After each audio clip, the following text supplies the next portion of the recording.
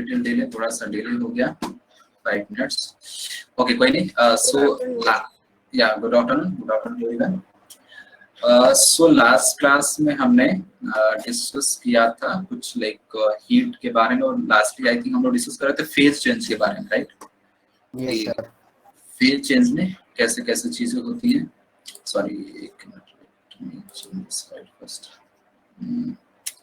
Wait a second. ठीक है, और मैंने साथ कुछ क्वेश्चंस भी दिया था आप लोगों को, सॉल्व किया आप लोगों ने?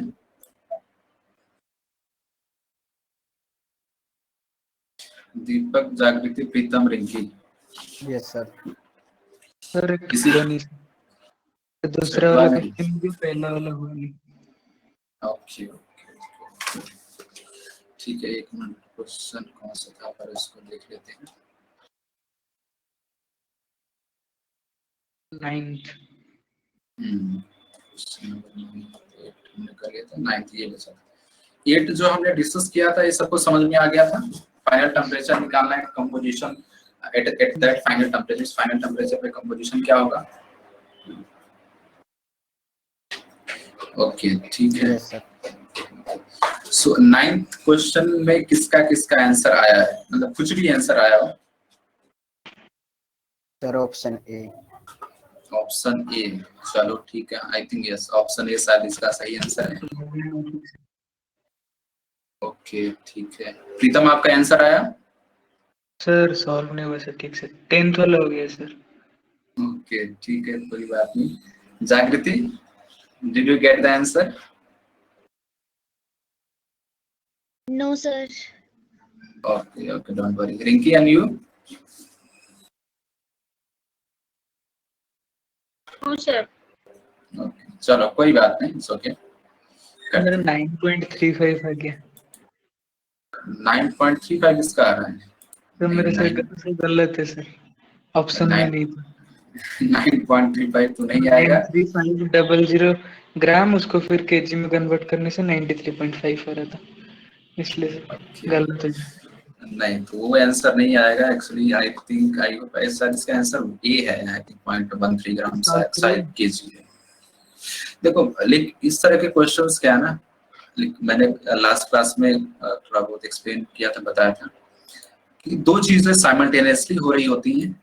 एक फेज चेंज से एनर्जी रिलीज होती है and that amount of energy utilised by the another phase change या फिर टेम्परेचर चेंज, राइट? तो वो उसको उस एनर्जी को यूटिलाइज करता है, और दोनों जो इनिशियल जो भी सबस्टेंस है, स्टीम हो गया, आइस हो गया, वाटर स्टीम जो भी, उसको फाइनल टेम्परेचर पे आते हैं।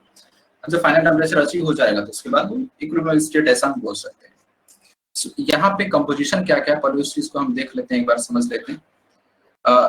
इसमें दिया हुआ है 100 डिग्री सेल्सियस पे स्टीम है और उसका कुछ मास नहीं दिया हुआ है, ठीक है।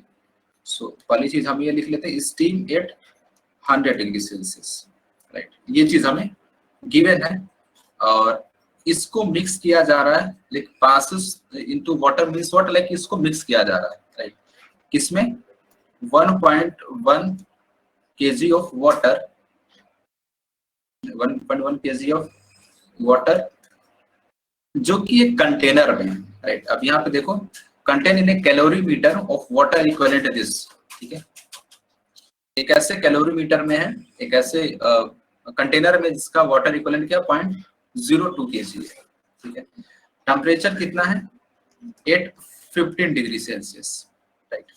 तो वाटर इक्विवेलेंट जो मैंने लास्ट क्लास में बताया था, इसका मतलब कि जो कंटेनर या जो यहाँ पे स्पेसिफिक कैलोरीमीटर है, उस कैलोरीमीटर को टेम्परेचर इंक्रीज करने में, डेल्टा टी टेम्परेचर इंक्रीज करने में जितना एनर्जी लगेगा, same amount of energy will require to increase the temperature of 0.02 kg of water, ठीक है। तो बेसिकली उसको हम इसी भी यूज कर लेते हैं। तो यहाँ पे मैं क्या लिख सकता हूँ, मतलब सबसे पहले कैलोरीमीटर का टेम्परेचर इंक्रीज होगा, फिर उसके बाद वाटर का इंक्रीज होगा।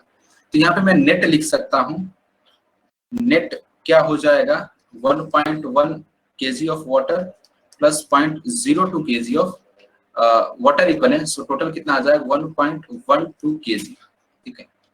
एक्चुअली वाटर 1.1 kg है, राइट? बट जब हम हीट का कैलकुलेशन करेंगे कि how much heat will require to increase the temperature. तो उस कैलकुलेशन के लिए हम इस वैल्यू को यूज करेंगे 1.12 kg। ठीक है, ये चीज आप लोग ध्यान रखना। वाटर इक्विवेलेंट का मतलब क्या है, तो एक मैं फिगर से इसको भी समझा देता हूँ। ऐसा कुछ दिया हुआ लिटर सपोज, ऐसा कुछ कंटेनर में वाटर रखा गया और वाटर का कुछ अमाउंट है, कितना है 1.1 kg ऐसे। ठीक है, और इससे स्टीम पास करी जा रही है इस तरीके से, जो भी प्रोसेस हो सकता है। ठीक है, स्टीम पास की जा रही है। तो स्टीम पास करेंगे तो इस वाटर के साथ साथ ये जो कंटेनर है, इस कंटेनर का भी टेम्परेचर इंक्रीज होगा। तो उस टेम्परेचर का डेल्टा टी टेम्परेचर इंक्रीज करने के लिए जितना अमाउंट ऑफ हीट चाहिए, that amount of heat will require to increase the temperature of 0.02 kg of water. इसके इक्विवेलेंट चाहिए, इसी को हम क्या बोलते हैं, वाटर इक्विवेलेंट बोलते हैं। ठीक है, तो total amount of heat required to increase the temperature of water plus container system, वो कैसे आएगा, that will be Q equal to initial temperature 15 degree Celsius है, mass total, and this is the mass total. ये total mass होगा। Total mass means what, water equivalent plus mass of water, ये total आएगा। ठीक है, M into SW means what, specific heat of water into delta T. This will be the amount of heat required to increase the temperature of water by an amount of delta T. Delta T amount से अगर हमें temperature increase करना है तो उस situation में कितनी heat की रिक्वायरमेंट होगी, हम इस फार्मूले का यूज कर सकते हैं। ठीक है, अब ठीक है, हमें अगर ये चीज अगर आपको समझ में आ गई तो बाकी सारी चीजें आपको दी हुई है, राइट। तो और जो स्टीम है वो ऑलरेडी 100 डिग्री सेल्सियस पर है। ठीक है, तो सबसे पहले वाटर जो 15 डिग्री सेल्सियस पे, उसको हम क्या इसमें क्या पूछा क्या है, what is the mass of steam condensed, right. Basically जो फाइनल, नहीं एक minute at 15 degree till the temperature of calorimeter and it's contain 30, इसमें क्या बोला है कि इसको 15 डिग्री सेल्सियस से इंक्रीज करके कहां तक लेके जाना है, 80 डिग्री सेल्सियस तक। ठीक है, तो ठीक है, सबसे पहले हमें क्या कैलकुलेट करना होगा, वी हैव टू कैलकुलेट कि how much amount of heat will require to increase the temperature of this system, like ये जो सिस्टम हमारा बना है। कैसे निकाल लेंगे, मास कितना हमारा आ गया 1.12 kg, specific heat of water कितना है, ये दिया हुआ है, कितना दिया हुआ है, सॉरी ये दिया नहीं है। ठीक है, खैर दिया नहीं, स्पेसिफिक, हाँ ये 1 कैलोरी पर ग्राम होता है, राइट, 1 कैलोरी पर ग्राम होता है। तो उस भी तरीके से यूज कर सकते हो या दूसरे तरीके से भी यूज कर सकते हो, जिस भी तरीके से आप चाहो आप यूज कर सकते हो। ठीक है, तो एक्चुअली ये केजी में है तो इसको ग्राम में कन्वर्ट कर लेते हैं, तो कितना आ जाएगा 10 टू पावर 3 से मल्टीप्लाई कर देंगे। स्पेसिफिक हीट ऑफ वाटर 1 हो गया, डेल्टा टी कितना हो जाएगा 80 माइनस 50। ठीक है, ये सिंपल कैलकुलेशन है।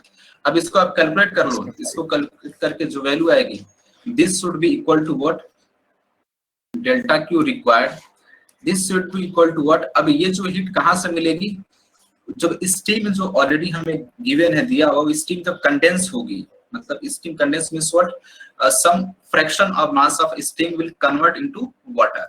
जब वाटर में कन्वर्ट होगा तो उस प्रोसेस में हीट रिलीज होगा, जो हीट रिलीज होगा that heat will be utilised by this system. ये जो सिस्टम है, ये जो सिस्टम उसको यूटिलाइज करेगा। तो लेट अस सपोज कि कुछ m mass of steam condense होता है, so m इनटू क्या हो जाएगा, LV हो जाएगा, means latent heat of vaporisation. m into LV हमें दिया हुआ कितना होता है, 540 होता है, 540 होता है, राइट। और ये जो वैल्यू है QR की, ये हम यहाँ से कैलकुलेट कर लेंगे, इससे इक्वेट हम करेंगे तो हमें क्या पता चल जाएगा, मास पता चल जाएगा। थोड़ा कैलकुलेशन है, अब ये चीज आपको करना पड़ेगा। आई थिंक जो आंसर आएगा वो आपका अप्रॉक्स लगभग आ जाएगा। मतलब इसको इस तरीके से लिख लो, ये क्या आ जाएगा 1.12 into 65 into 10 to the power 3 will be equal to what, mass into 5। ठीक है, अब इसको सॉल्व कर लो सिंपली, राइट।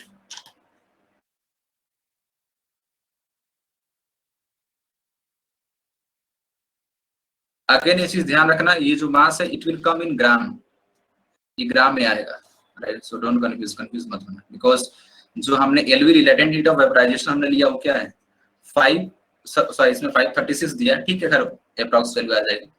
तो वो क्या दिया है, कैलोरी पर ग्राम 80 डिग्री सेल्सियस पे आएगा ना टोटल, तो 536 में और भी तो मतलब 80 डिग्री सेल्सियस पे जाना पड़ेगा ना वाटर को 100 डिग्री से। नहीं ऐसा देखो, ये जो अमाउंट ऑफ, जैसे इसमें क्या ना, इसमें अमाउंट कुछ दिया नहीं है, ठीक है। स्टीम, अच्छा wait, steam are pass into this. हाँ हाँ हाँ हाँ m ग्राम अज्यूम करके हो जाएगा वो तो। ठीक है ठीक है, सॉरी सॉरी। जो मैं ये सोच रहा था कि इसमें बस ये बोला कि हीट वहां से मिल जाएगी, उसको बस यहाँ पे यूटिलाइज कर ले। नहीं ठीक है सही है। एक्चुअली ये दिस प्लस एक्चुअली ये बोला है कि कुछ सर्टेन मतलब अमाउंट ऑफ स्टीम रिक्वायर्ड, जिसको हम 100 डिग्री स्टीम से 100 डिग्री वाटर में कन्वर्ट करेंगे, फिर 100 डिग्री वाटर से उसको कहाँ पे हम लेके आएंगे, 80 डिग्री वाटर पे लेके आएंगे।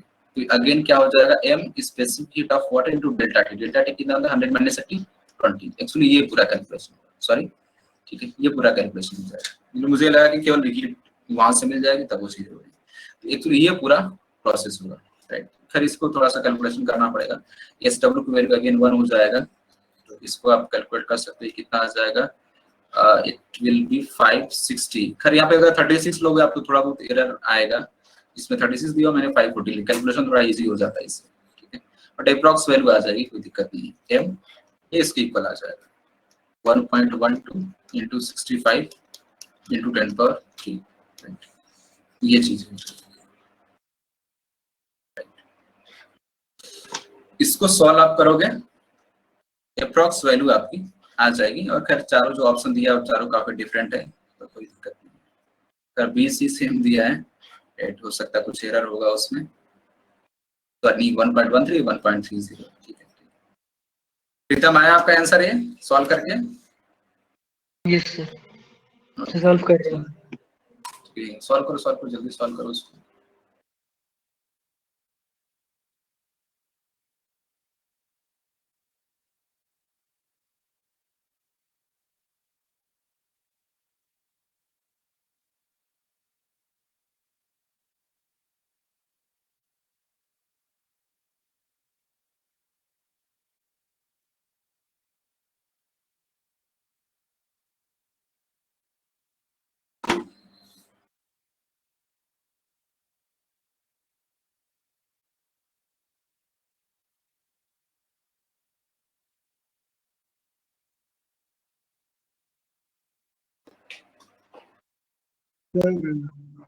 सर ये वाला केजी में आएगा, फिर उसको डिवाइडेड बाय 1000 करना पड़ेगा ना?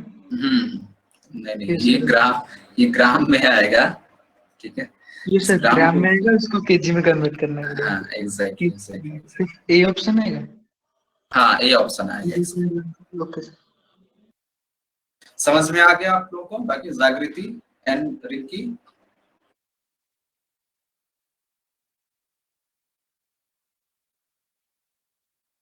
ओके। नेक्स्ट कितने लोग का आंसर आ गया है इसमें? Sir option D. Option D, ठीक है। सर डी है। ठीक है, आई थिंक डी ही सही होगा, राइट। सिंपल, ये तो सिंपल आपको स्टेप्स कर देने हैं, इससे कुछ इसमें कुछ भी नहीं करना, बस स्लाइटली थोड़ा सा कैलकुलेशन है जो आपको करना है, राइट। ये चीज ध्यान रखना, स्पेसिफिक हीट किसमें दिया हुआ, जूल पर केजी में दिया हुआ है। तो जो मास है आपका, उस मास को क्या करो, केजी में कन्वर्ट करो, ठीक है, तो इजिली हो जाएगा। रिंकी आपका ये आंसर आया इसमें क्वेश्चन नंबर 10 में?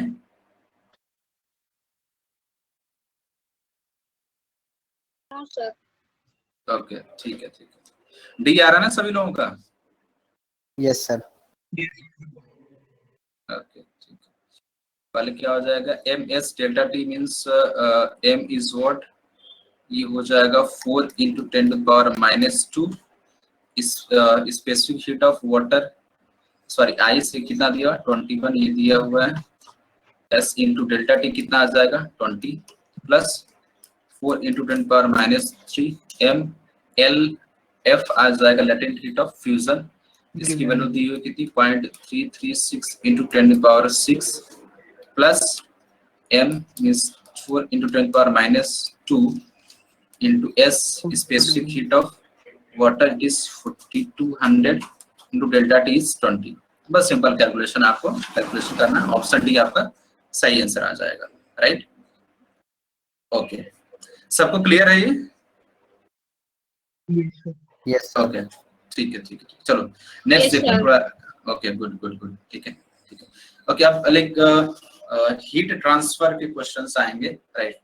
चलो ठीक है, एक बार आप ट्राई करना, देन जो नहीं आएगा फिर उसको जो थ्योरी पार्ट होगा थोड़ा उसको भी हम डिस्कस कर लेंगे, राइट।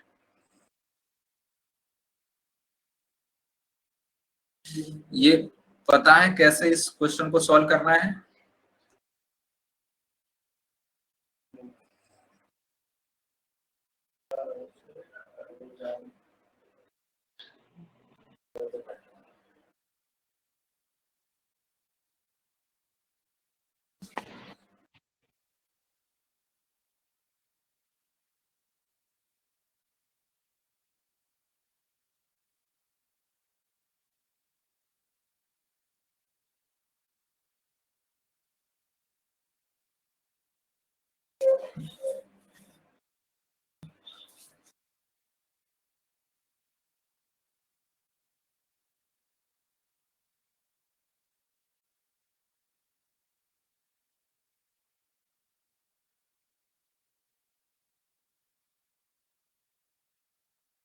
एकदम समझ में आ रहा है कैसे इस क्वेश्चन को सॉल्व करेंगे? सर देख रहा हूँ सर, के का मतलब क्या है यहाँ पे? कि कंडक्टिविटी बोला जाता है यहाँ पे। चलो एक मिनट मैं थोड़ा सा क्विकली ये बता देता हूँ इसके बारे में। देखो पहले ही देख लो आप सब लोग कभी अगर जिसको आता अच्छे तरीके से, वेरी गुड। हम क्या डिफाइन करते हैं? Rate of heat flow that is dq by dt, right. किस रेट से हीट फ्लो हो रही है, means heat flowing per unit time, इसको क्या बोलते हैं? Rate of heat flow, right. So उसको हम क्या लिख सकते हैं? dq by dt। इसको क्या बोला जाता है? This is said to be as rate of heat flow, rate of heat flow, right. This amount of heat flowing per unit time. This will be equal to what? Change in temperature by RTH. RTH changes, delta T is what? This is change in temperature. Change in temperature. ये RTH के इसको बोलते हैं thermal resistance. जैसे आप current electricity में पढ़ते हो रेजिस्टेंस, राइट। उसी तरीके से हीट ट्रांसफर में भी क्या आता है, उसको क्या बोलते हैं? थर्मल रेजिस्टेंस हम बोलते हैं, थर्मल रेजिस्टेंस। और इसकी वैल्यू क्या होती है? This is equal to L by K A. L क्या है? लेंथ ऑफ द कंडक्टर या फिर जो भी मटेरियल है, ठीक है। L क्या है? लेंथ ऑफ रॉड और एनी मटेरियल, जो भी मटेरियल सब्सटेंस ऑब्जेक्ट दिया उसका लेंथ, along which या through which the heat is flowing, वो लेंथ की हम बात करते हैं जिसके थ्रू हीट फ्लो कर रहा है। And what is K? K is said to be as conductivity या थर्मल कंडक्टिविटी भी इसको बोला जाता है। क्या इसको बोलते हैं? Thermal conductivity. Now what is A? A is cross sectional area through which heat is flowing. ऐसे लिख सकते हो आप, cross sectional area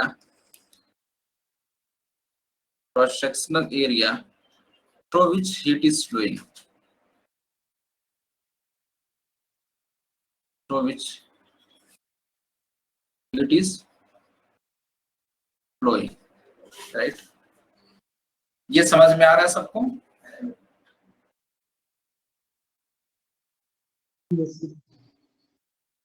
similar to जो करंट इलेक्ट्रिसिटी में अगर आपको याद हो तो current I is equal to क्या होता है?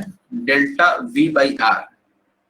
Current flow through any circuit is equal to what? Potential difference across, current through any resistance is equal to what? Potential difference across that resistance into R. R is the resistance of the circuit. तो जो resistance current electricity में होता था उसकी value क्या होती थी? Rho L by A, right. बहुत बढ़िया दीपक।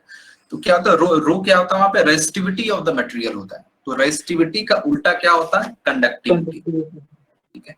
वो हीट ट्रांसफर जो हम पढ़ते हैं, ये हीट ट्रांसफर जो हीट हम पढ़ रहे हैं, जो हीट में हीट ट्रांसफर मतलब कि कोई अगर मटेरियल लेटर सपोज, चलो इसको मैं आपको डिफरेंट एग्जांपल से भी समझा देता हूँ। लेटर सपोज एक ऐसे रॉड है, ऐसा रॉड है इस तरीके का, और इस रॉड का जो लेंथ है, लेंथ L है, और जो क्रॉस सेक्शनल रेडियस है, क्योंकि क्रॉस सेक्शन कैसा? सर्कुलर है, ठीक है। इसका रेडियस आर है, तो क्रॉस सेक्शनल एरिया क्या हो जाएगा, area will be equal to what, pi R square हो जाएगा। ठीक है, तो अगर ये जो पार्ट है, अगर ये पार्ट T1 टेम्परेचर पर है और ये जो पार्ट है T2 टेम्परेचर पर, राइट, और अगर हमें ये गिवन है T1 is greater than T2, तो ऑब्वियस बात एक चीज हमें पता है, heat always flow from higher temperature to lower temperature, right. ठीक, जैसे पोटेंशियल करंट कैसे फ्लो करता है, from higher potential to lower potential, right. In similar way heat current या heat flows from higher temperature to lower temperature, right. तो T1 greater than T2 है, तो यहाँ पे सबसे पहले हम क्या, इस ये जो मटेरियल है, और K क्या होता है, K is the thermal conductivity which is the property of material, ये उस मटेरियल की प्रॉपर्टी होती है, it's vary from material to material, ये मटेरियल टू मटेरियल क्या करेगा, वेरी करेगा।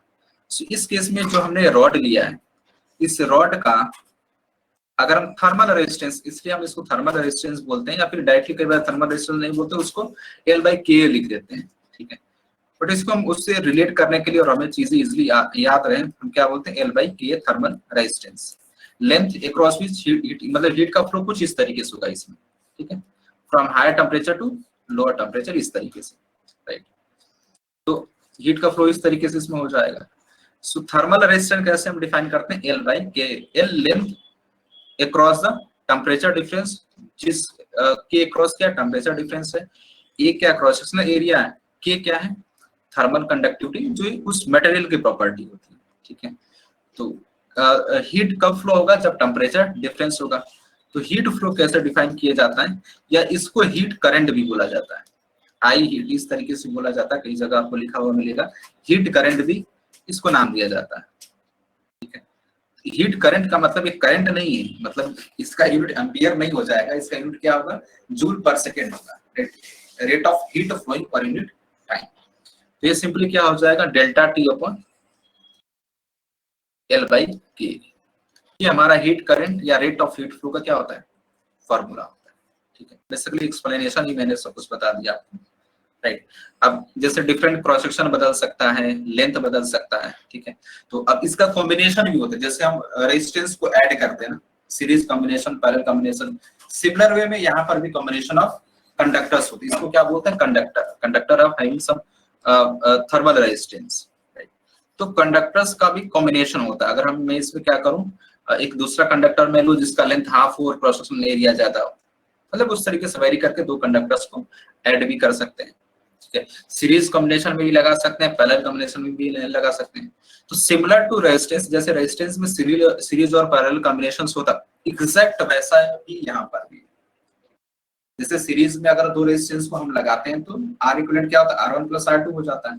अगर पैरेलल में हम लगाते हैं तो 1/R equivalent is equal to what, 1/R1 + 1/R2 होता है। सिमिलर पैटर्न में यहाँ पर भी वो चीजें होती है। ठीक है, तो खैर और इसके बारे में हम अभी पढ़ेंगे, राइट, जैसे जैसे हम आगे बढ़ेंगे।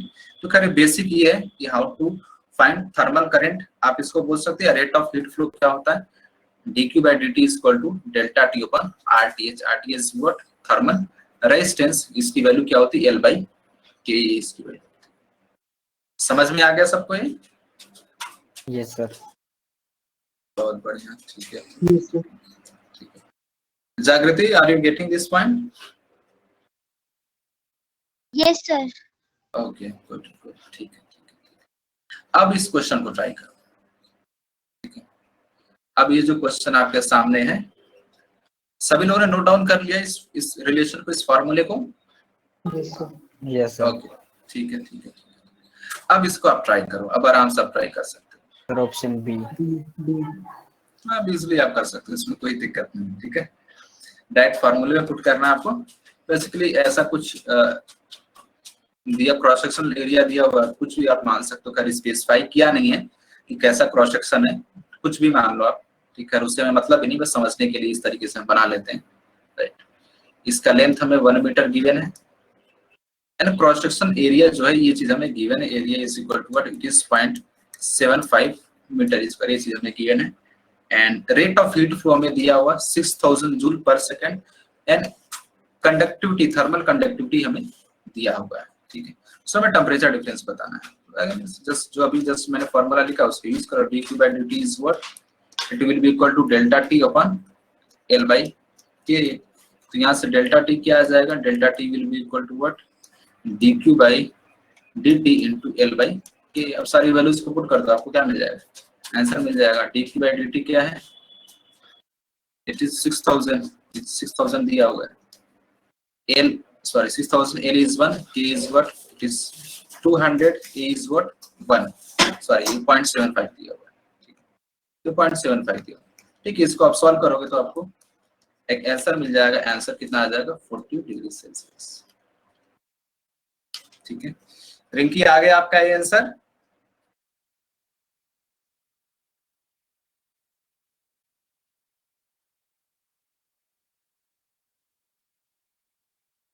ओके ओके फाइन, ठीक है ठीक है ठीक है, सभी लोगों का आंसर आ गया ये, ऑप्शन बी।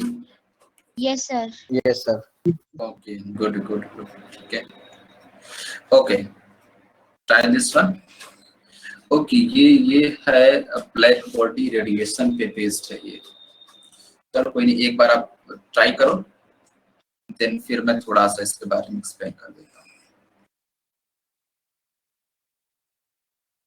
तो इसमें बहुत सारे पार्ट हैं, अगर उसको डिटेल में देखेंगे तो बहुत ज्यादा टाइम होता है। कोई नहीं, मैं इसके साथ साथ ही चीजों को एक्सप्लेन करता रहूँगा।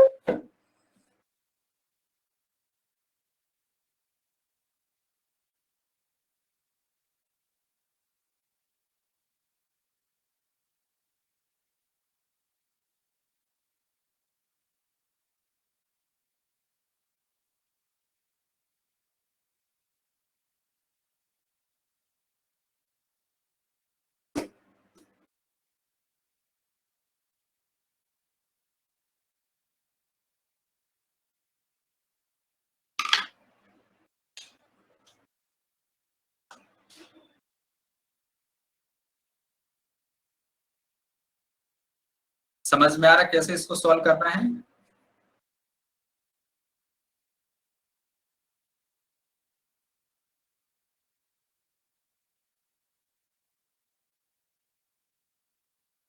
ट्राई करो।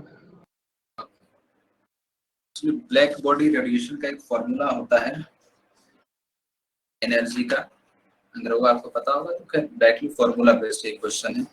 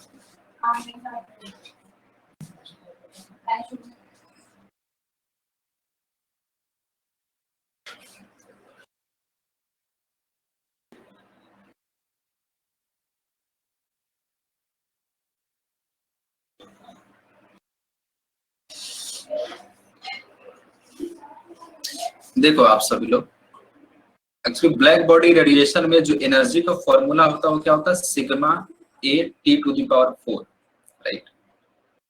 और इसमें अगर इमिसिविटी भी दे दिया है तो एक्चुअली इसको इस तरीके से भी लिखा जा सकता है, energy is equal to what, sigma e A T to the power 4, this is energy at any temperature of a black body. जैसे ब्लैक बॉडी के किसी टेम्परेचर टी की एनर्जी क्या होगा, उस चीज के रिलेशन है, राइट। अब इसमें ये सिग्मा क्या, sigma is known as Stephen constant, ये कांस्टेंट है जो एक साइंटिस्ट ने दिया था, ये क्या है, स्टीफन कांस्टेंट है, इसकी वैल्यू फिक्स होती है। ई क्या, इमिसिविटी ऑफ द मटेरियल, किस रेट से वो हीट को रिलीज करता है वो मटेरियल टू मटेरियल वेरी करता है। Is what area through which heat is radiated, मतलब जो एरिया हम उस एरिया की बात करते हैं जिस एरिया से क्या हो रहा है, एक minute, that area through which heat is radiated, जिसके थ्रू हीट क्या हो रही है, रेडिएट हो रही है, उस एरिया की बात करें। T is what temperature, right. तो यहाँ पे क्या दिया हुआ, rate of T radiates energy at a rate of means watt per metre square, ये चीज हमें दिया हुआ, ठीक है। तो बेसिकली ये क्या होता है हमारा एनर्जी या फिर एनर्जी रेडिएशन भी इसको बोल सकते हैं। तो यहाँ से हमें क्या दिख रहा है, दिस एनर्जी एक्चुअली टेम्परेचर का रिलेशन हमें यहाँ पे क्यों निकालना है, एनर्जी या energy radiation is proportional to T to the power 4, ठीक है। किसके प्रोपोर्शनल है, टेम्परेचर के 4th पावर के प्रोपोर्शनल है एनर्जी रेडिएशन, राइट। सो यहाँ पे क्या बोला, जब टेम्परेचर टी था तो जो रेट था एनर्जी का यू था, अब टेम्परेचर जब T/2 हो गया तब क्या होगा वो चीज हमें बतानी है। तो ठीक है, मान लेते हैं कि कुछ U डैश हो गया, U dash by U is equal to what, temperature कितना हो गया T/2 to the power 4 divide by T to the power 4। खैर प्रोपोर्शनल है तो प्रोपोर्शनलिटी कांस्टेंट कुछ किया आएगा, फिर उसको हम डिवाइड करेंगे तो क्या होगा, जो राइट राइट। सो प्रोपोर्शनलिटी कांस्टेंट क्या हो जाएगा, कट जाएगा। सो U डैश क्या आ जाएगा, U dash is equal to what, ये टी कट जाएगा, ये क्या आ जाएगा 1/2 के power 4 into U. So basically क्या आ जाएगा, U/16 आ जाएगा। तो black body radiation means the rate at which this black body radiates energy to the surroundings, उसका एक फॉर्मूला होता है जो एक स्टीफन नाम के साइंटिस्ट है उन्होंने इस चीज को डिराइव किया था और एक्सप्लेन किया था। समझ में आ गया सबको ये?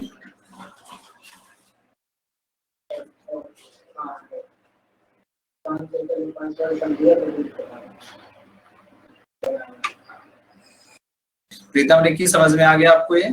Yes, sir. Okay okay okay, ठीक है ठीक है ठीक है। किसी को कुछ पूछना है इस पार्ट में?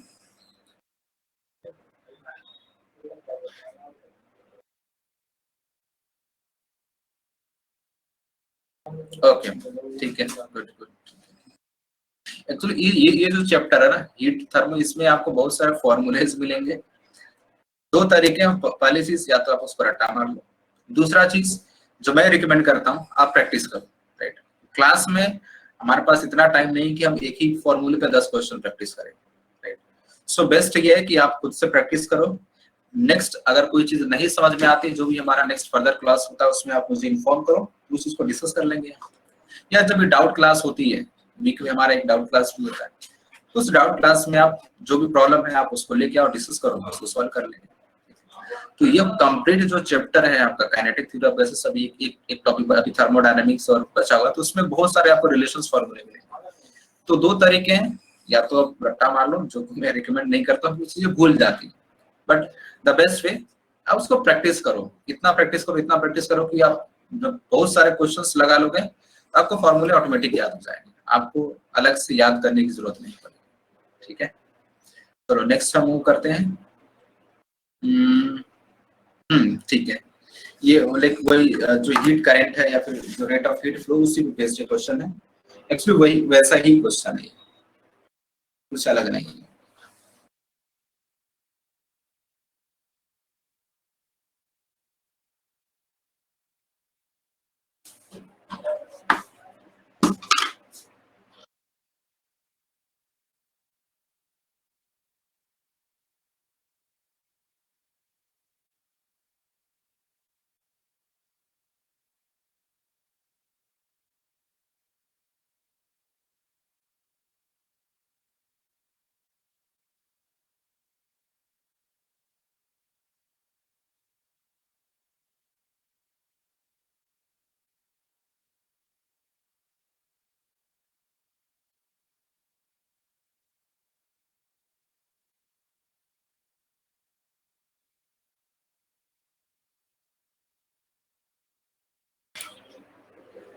क्या आंसर आ रहा है इसमें?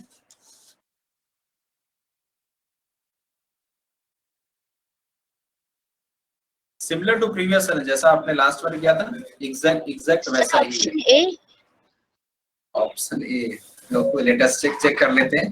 कीप इन माइंड जो यूनिट्स दी हुई ना उसको आप ध्यान रखना, बिकॉज इसमें सेंटीमीटर में दिया हुआ है, length is in centimetre, area भी आपको सेंटीमीटर में दिया हुआ है, उस चीज का ध्यान रखना आप लोग, राइट। कंडक्टिविटी आपका जो एसआई यूनिट है उसमें दिया हुआ है, जो हीट फ्लो है जूल पर सेकंड वो भी एसआई यूनिट में दिया हुआ है। सो उसको लेंथ और एरिया को आपको एसआई यूनिट में कन्वर्ट करना पड़ेगा। लेंथ और जो एरिया है उसको आपको एसआई यूनिट में कन्वर्ट करना पड़ेगा, फिर आप उसको सॉल्व करो।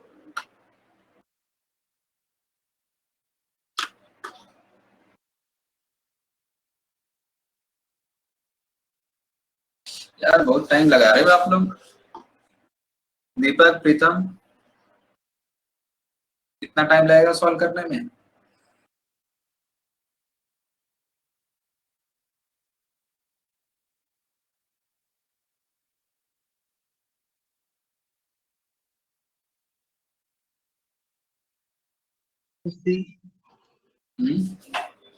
Sir 100 degree Celsius. 100 degree Celsius, I think 100 degree Celsius right है।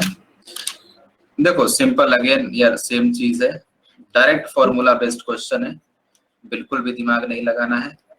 Delta T upon L by के, ये अभी जस्ट हमने थोड़ी देर पहले पढ़ा। सो डेल्टा टी क्या हो जाएगा, it will B D Q by D T into L by के, राइट। अब यूनिट का थोड़ा सा ध्यान रखना है आपको बस। D Q by D T की वैल्यू कितनी दी हुई, 4000 जूल पर सेकंड, तो ये सारे यूनिट में कोई दिक्कत नहीं। लेंथ हमें सेंटीमीटर में दिया और 10 सेंटीमीटर, मीटर में कन्वर्ट करें कितना आ जाएगा, 10 टू द पावर -1 मीटर आ जाएगा। के की वैल्यू कितनी थी, एसआई यूनिट में दिया हुआ, इसकी वैल्यू कितनी 400, अच्छी बात है एसआई यूनिट में। एरिया कितना दिया हुआ 100 स्क्वायर मीटर, स्क्वायर सेंटीमीटर, तो इसको क्या करें इंटू 10 पावर -4 करेंगे तो अल्टीमेटली हमें क्या मिलेगा 10 पावर -2 बच जाएगा, ठीक है। सो कट कर दो इसको, इससे कट जाएगा तो यहाँ पे क्या बच जाएगा 10 बच जाएगा, 10 से कट जाएगा तो बेसिकली कितना आ जाएगा 100 आ जाएगा, राइट। सो टेम्परेचर डिफरेंस कितना आ जाएगा 100 degree Celsius, right. So option C will be the correct one. अब जिसने ये बोला था आई थिंक आपने यूनिट ध्यान में नहीं दिया, ठीक है। यस सर, हो गया। ओके ओके, गुड गुड, चलो बढ़िया। अगर होता है आसान क्वेश्चन हम देखते हैं ना तो हम खुश हो जाते हैं, और खुश हो जाते हैं तो फिर हम कुछ चीजों को एलिमिनेट कर देते हैं, ठीक है। तो वैसा भी नहीं करना, आसान क्वेश्चन होता है बट इसमें छोटी छोटी चीजें कई बार होती है, यूनिट होता है या फिर स्लाइटली कोई डाटा चेंज कर देता है, उस चीज को भी ध्यान रखना। Yes sir, yes sir. चलो बढ़िया, ठीक है। तो नेक्स्ट सब देखते हैं, ये भी उसी बेस्ड है, अब एक कॉम्बिनेशन पे बेस्ड है, राइट, थोड़ा सा अलग है, ठीक है। अगर अगेन वो कॉन्सेप्ट आप लगाना, सीरीज कॉम्बिनेशन ऑफ रजिस्टर, अगर कोई दो रजिस्टर सीरीज में है दैट मींस व्हाट कि उन दोनों में करंट क्या होगा, सेम होगा, ठीक है। अगर दो रजिस्टर्स सीरीज कॉम्बिनेशन में है that means what the current amount of current flow through that two resistance will be same.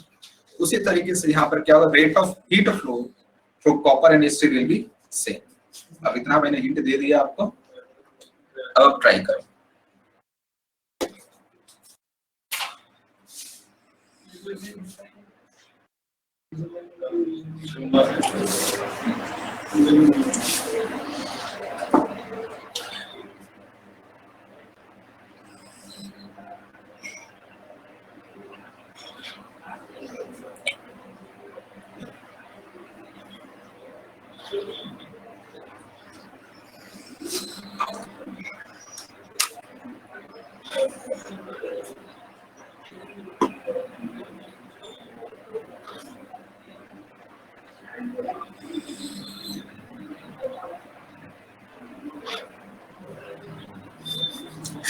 अरे प्रीतम, के को कटप्पा या कप्पा नहीं बोलते हैं, कंडक्टिविटी बोलते हैं, ठीक है। पापा बोलते हैं ना, हो सकता है कहीं लिखा होगा बट जो टेक्निकल वर्ड है वो कंडक्टिविटी है, वो एक अलग हो गया।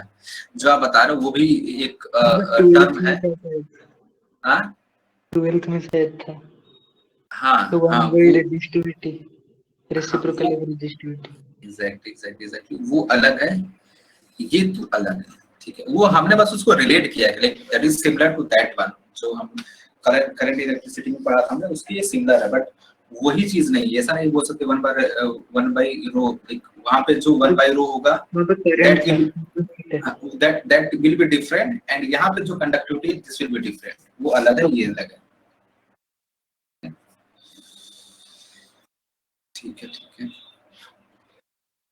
आंसर आ रहा है इसका? Yes sir, try answer.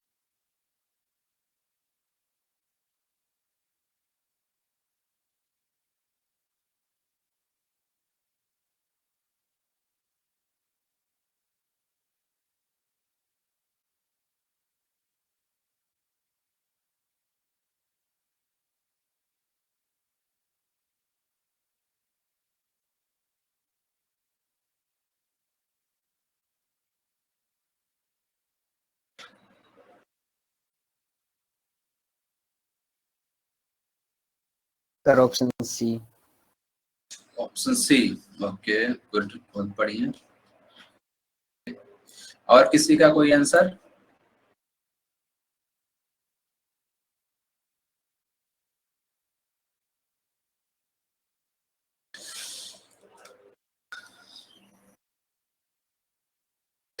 देखो एक्चुअली कैसे सॉल्व करना है इस क्वेश्चन को, मान लो आप लोग कि ये जो जंक्शन है इसका टेम्परेचर कुछ T है, राइट? तो जिस रेट से हीट इस सेक्शन में, मतलब ये जो कॉपर वाला सेक्शन में जिस रेट से फ्लो कर रहा होगा, let us suppose dQ/dt, same rate से यहाँ पर भी तो फ्लो कर रहा होगा। जो मैंने क्या बताया, दिस इज बेसिकली द, अगर आप समझना चाहो तो जो करंट इलेक्ट्रिसिटी में बेसिकली कुछ इस तरीके से ऐसे सीरीज कॉम्बिनेशन, मतलब अगर आई करंट इसमें फ्लो हो रहा है, आई करंट इस वाले में भी तो फ्लो होगा, और यहाँ पे आई क्या है, इसको हम क्या बोलते हैं, थर्मल करंट बोलते हैं, या फिर रेट ऑफ हीट फ्लो भी हम इसको बोलते हैं। ठीक है, तो पहले चीज कॉपर के लिए टेम्परेचर डिफरेंस कितना हो जाएगा, T-0 हो जाएगा।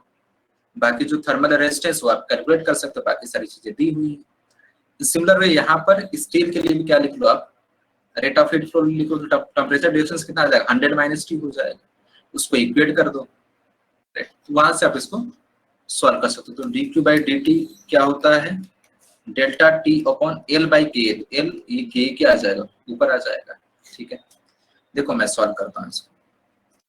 तो पहले कॉपर के लिए लिखते हैं और इसके लिए लिखते हैं, दोनों की इक्वेट हम कर देते हैं। तो कॉपर के लिए डेल्टा T क्या हो जाएगा, T-0, लेंथ दोनों का क्या बोला है, सेम है, क्रॉस सेक्शनल एरिया भी सेम है, केवल क्या अलग है कि कंडक्टिविटी अलग अलग है। तो कॉपर का कितना है, 390 है। This will be equal to what, rate of heat flow through steel, ये कितना 100 - T by L into cross sectional area same है, जो कंडक्टिविटी वो डिफरेंट है, दैट इज 46, हाँ ठीक है, 46। अब L A क्या हो जाएगा, कैंसिल आउट हो जाएगा, राइट? अब इसको सॉल्व कर लो सिंपली, राइट? अब इसको सिंप्लीफाई करके सॉल्व करो, जो आंसर आएगा वो आपका आंसर हो जाएगा। अब इसको सिंप्लीफाई करो, देखो कर लेते हैं, ये क्या आ जाएगा, 390T is equal to 4600 minus 46T. So T will be equal to what, 4600 divided by ये कितना आ जाएगा, it will be 436। ठीक है, अप्रोक्सीमेटली आप देख रहे हो ना, इसको क्या 460 कर सकते हो, तो अप्रोक्सीमेटली 10.5, 10 से थोड़ा सा ज्यादा ही आएगा। ठीक है, 10.5 10.6 आंसर आपको दिया होगा। पूरा आपको कैलकुलेशन करने की जरूरत नहीं है, ये 436 है, ये 4600 है, थोड़ा सा ज्यादा आ जाए, means like answer will be the C. समझ में आया है सबको? यस।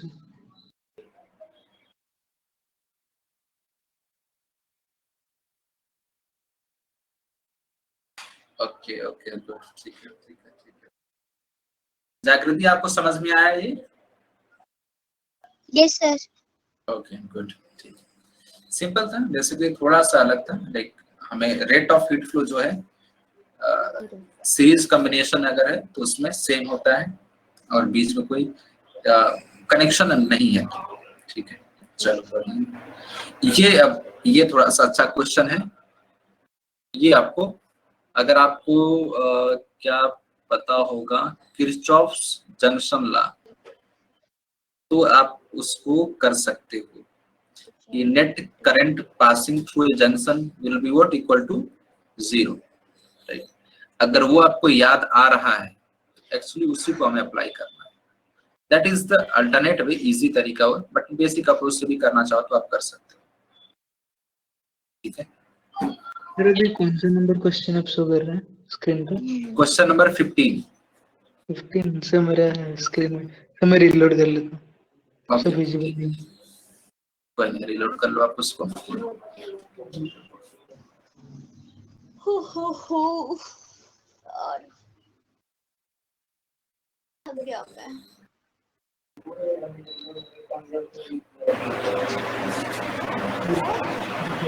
या कोई प्रॉब्लम? पढ़ाई सब विजिबल से। ओके, सभी लोगों का क्वेश्चन क्लियरली दिख रहा है? ये सब विजिबल नहीं सर। ओके, क्वेश्चन नंबर 15 है, 3 dots of same dimension. Visible है। ओके, गुड गुड, ठीक है, ठीक है, ठीक है। आपको किरचॉफ जंक्शन लॉ को अप्लाई करना, मतलब like the concept is same, right. Concept same है, आप बेसिक अप्रोच से भी जा सकते हो, ठीक है। मालूम, अब एक बार आप ट्राई करो, फिर मैं एक्सप्लेन करता हूँ, don't worry.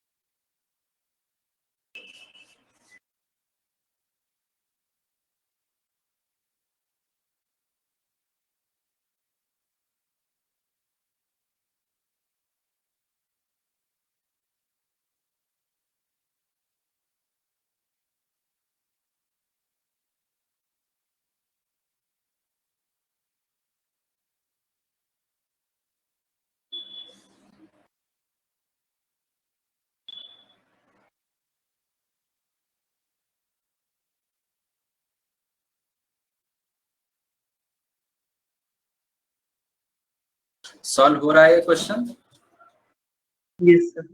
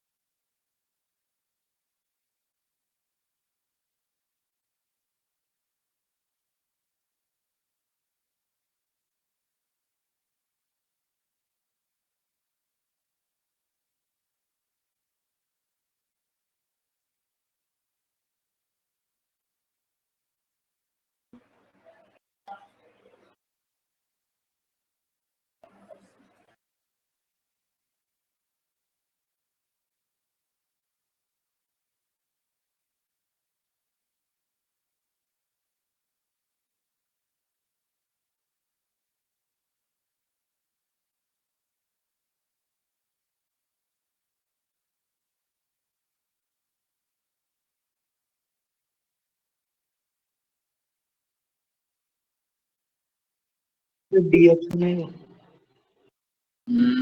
D, D. Let me check, देख लेते हैं। आई थिंक सी या डी में से कोई ऑप्शन आ रहा है, देख लेते हैं, एक बार चेक कर लेंगे इसको। देखो बेसिकली करेंगे हम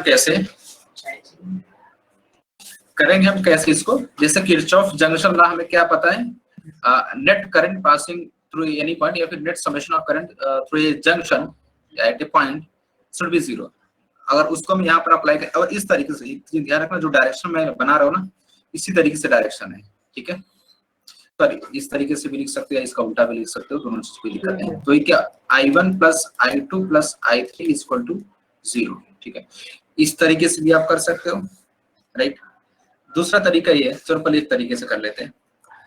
अगर आप दूसरे तरीके से अप्रोच करना चाहो तो आप इस तरीके से भी कर सकते हो। आप ये मानो कि ये 100 डिग्री सेल्सियस सबसे हायर टेम्परेचर पर है, तो यहाँ से करंट ऐसे फ्लो होगी, ठीक है, इस डायरेक्शन में ऐसे जाएगी और इस डायरेक्शन में ऐसे जाएगी, ठीक है। तो अगर आप मान लो आप इसको I1 मानते हो, इसको I2, इसको I3 मानते हो, तो क्या आप लिख सकते हो, I1 equal to I2 plus I3, इस तरीके से लिख सकते हो। तो दोनों तरीके से आप कर सकते हो, कोई दिक्कत नहीं, राइट। बस वो चीज आपको ध्यान रखना है कि आप जो एजम्पशन ले रहे हो उसके अकॉर्डिंग कौन सा हायर टेम्परेचर और कौन सा लोअर टेम्परेचर, बस उस चीज को ध्यान में रख के आपको सॉल्व करना होगा, ठीक है। कोई दिक्कत नहीं है, जिस भी तरीके से आप करना चाहो उस तरीके से कर सकते हो, कोई दिक्कत नहीं, ठीक है। फर्स्ट तरीके इससे भी कर सकते हो, सेकंड तरीके से भी कर सकते हो, राइट। तो ठीक है, मान लेते हैं ये इसको रॉड 1, ये रॉड 2, ये रॉड 3, राइट। लेंथ क्या क्या, लेंथ और क्रॉस सेक्शन एरिया सेम, बस कंडक्टिविटी अलग अलग है, ठीक है। चलो पहले तरीके से पहले इससे कर लेते हैं, ठीक है। इसमें आप ध्यान देना, मैंने जो डायरेक्शन माना ना उस डायरेक्शन के अकॉर्डिंग में चलूंगा। तो पहले में क्या आ जाएगा, आई क्या होगा, टेम्परेचर डिफरेंस, मतलब आई means what, rate of heat flow, ठीक है।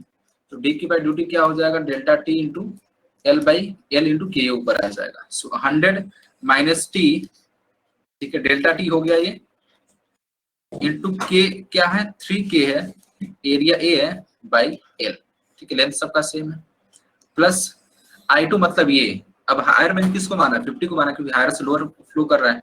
सो 50 minus T into 2K into A by L, ठीक है, प्लस ये क्या होता है, 0 माइनस टी। अब देखो मैंने इस डायरेक्शन में फ्लो माना है, इसलिए मैं इस तरीके से लिख रहा हूँ, तो इससे कंफ्यूज होने की बिल्कुल भी जरूरत नहीं है। आप कोई भी जो भी आप एजम्पशन मानते हो उसी के अकॉर्डिंग आपको चलना है, ठीक है। तो यहाँ मैं क्या लिखूंगा, 0 minus T into K into A by L equal to 0। अब देखो यहाँ पे क्या, K A by L common term है, ये कैंसिल आउट हो जाएगा, तो फाइनली आपका ये टर्म बच जाएगा 3 into 100 minus T plus 2 into 50 minus T, और ये क्या आ जाएगा, minus T is equal to 0, ठीक है, ये ऑप्शन आ जाएगा। अब इसको आप सिंप्लीफाई करो तो क्या आपको मिल जाएगा, 300 minus 3T minus 2T minus T, तो ये कितना है, 300 प्लस क्या आ जाएगा 100, और इधर क्या आ जाएगा, माइनस 3T माइनस 2T क्या आ जाएगा, माइनस 6T आ जाएगा। इसको सिंप्लीफाई करोगे तो T क्या आ जाएगा, T इज इक्वल टू 400/6 आ जाएगा, ठीक है। तो 400/6 का मतलब क्या हो गया, 200/3 डिग्री सेल्सियस, ठीक है। So option B will be the correct one. आप इस तरीके से भी कर सकते हो, या दूसरा ये जो तरीका मैंने बताया इस तरीके से भी कर सकते हो। बस जो भी आप एजम्पशन या डायरेक्शन एज्यूम करते हो, just stuck to that assumption, उसके अकॉर्डिंग आपको डेल्टा टी लिखना है, ठीक है, हायर माइनस लोअर, तो फाइनल आंसर आपका सही आएगा। समझ में आ गया सबको ये? Yes sir. Okay, good good, ठीक है, ठीक है, ठीक है, ठीक है। So option B will be the correct one. Deepak आ गया था आपका आंसर?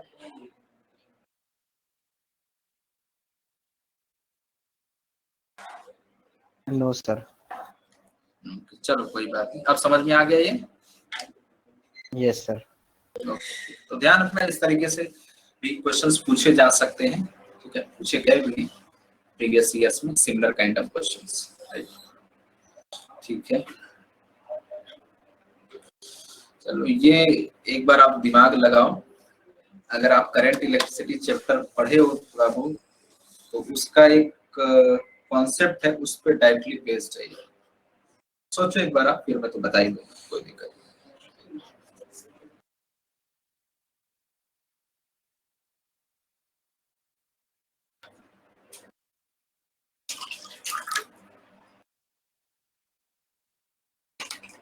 पढ़ा है वो। हम्म? ये कौन सा कॉन्सेप्ट है, कोई बता सकता है कौन सा कॉन्सेप्ट है ये? किरचॉफ लॉ के जैसा एक तो सर, उसका और एक नहीं नाम नहीं है। नहीं नहीं नहीं नहीं, उसका एक और नाम नहीं, ये किरचॉफ्स लूप नहीं है। नहीं जो उसका और एक तो नाम था, और किरचॉफ्स लूप का तो एक ही नाम है, दूसरा नाम नहीं। पाटेली ना नाम।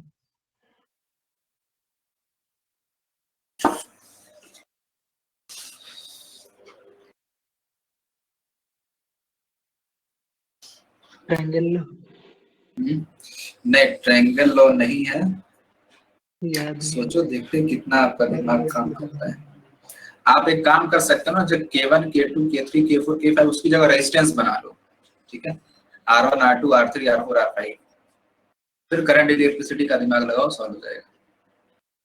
कि एग्जैक्ट डिक्टो सेम है, कुछ अलग नहीं। Yes net net sir current Wheatstone bridge. Right right, बहुत बढ़िया, गुड गुड। ये व्हीटस्टोन ब्रिज कॉन्सेप्ट है, जब पीता हूँ। सर याद नहीं है, पढ़ा हुआ है लेकिन। वही मैंने बोला, पढ़ा हुआ सबने है। व्हीटस्टोन ब्रिज क्या होता है? ऐसे ये सिंपल सा सर्किट होता है, और अगर बीच से ऐसे ये R1 हो गया, ये R2 हो गया, ये R3, ये R4, ठीक है, और कोई भी रेजिस्टेंस अगर आ रहे हैं, अगर जो R1/R2 का ratio means R1/R2 is equal to R3/R4, अगर ये सेटिस्फाई करता है, इस तरीके से भी लिख सकते हैं इसको, इस तरीके से भी लिख सकते हैं, क्रॉस मल्टीप्लाई करके R1 into R4 is equal to R2 into R3, अगर इसको सेटिस्फाई करता है, so in that case no current will flow through this resistance, ठीक है। ये सिंपल व्हीटस्टोन ब्रिज कॉन्सेप्ट है। सेम चीज यहाँ पर भी अप्लाई होगी, व्हीटस्टोन ब्रिज। ये जो हीट ट्रांसफर का चैप्टर है, ये डिक्टो सेम, बस एक दो टर्म बदल जाते हैं। वहां पे यहाँ पे हीट फ्लो की हम बात करते हैं, हीट करंट की बात करते हैं, वहां पे इलेक्ट्रिक करंट की हम बात करते हैं, ठीक है। उसी तरीके से यहाँ पे थर्मल रेजिस्टेंस है, और वहां पे क्या है, इलेक्ट्रिक रेजिस्टेंस है, ठीक है। बाकी सारी चीजें सिमिलर है, ठीक है। तो कौन सा ऑप्शन सही हो जाएगा इसमें?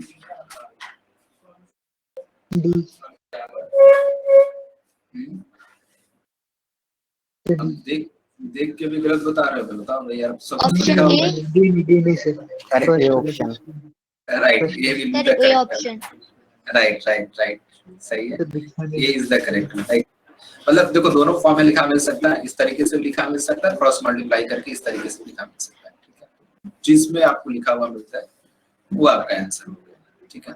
इस तरीके से भी लिखा मिल सकता है कि R1/R3 is equal to R2/R4, ये भी सही है। मतलब इसको क्या किया, R3 को इधर लेके आ गया, R2 को इधर लेके चले गए, ये डिफरेंट फॉर्म से रिप्रेजेंट करने की वजह से, तो कंफ्यूज बिल्कुल नहीं होना। चलो बढ़िया है, ठीक है। तो देखो, जो हीट ट्रांसफर चैप्टर है, या इसमें जो भी हीट करंट हम निकालें, सारे जो कॉन्सेप्ट है करंट इलेक्ट्रिसिटी के, सारे कॉन्सेप्ट यहाँ पे एप्लीकेबल है, ठीक है। अगर यहाँ पे इसमें उतने कॉम्प्लेक्स सर्किट नहीं आते हैं, बट ठीक है, वो सारे कॉन्सेप्ट हम वहाँ का लगा सकते हैं, ठीक है। चलो अब ये बताओ, ये भी सिंपल है, कर सके तो डायरेक्टली आप देख के कर सकते, थोड़ा सा सोचना नहीं पड़ेगा, आप वैसे ही बता सकते हैं।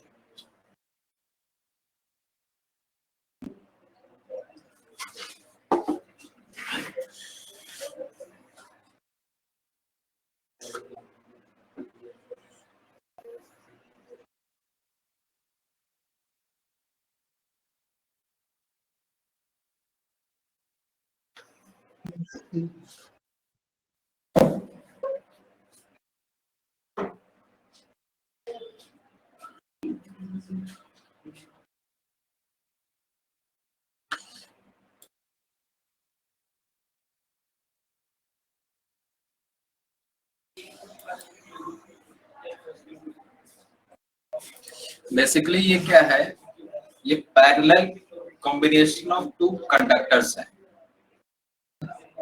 तो दो ऐसे कंडक्टर्स हैं जो पैरेलली ऐसे रखे हुए हैं एक दूसरे के ऊपर।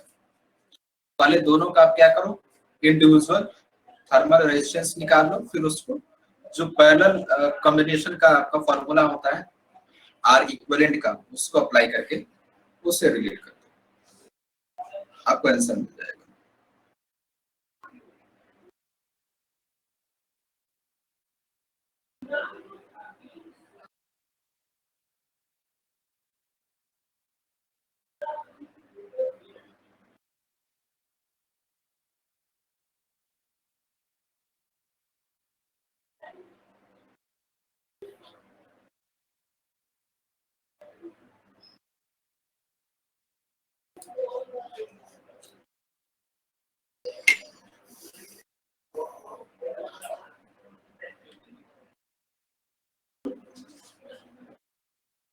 Sir K1 + K2/2।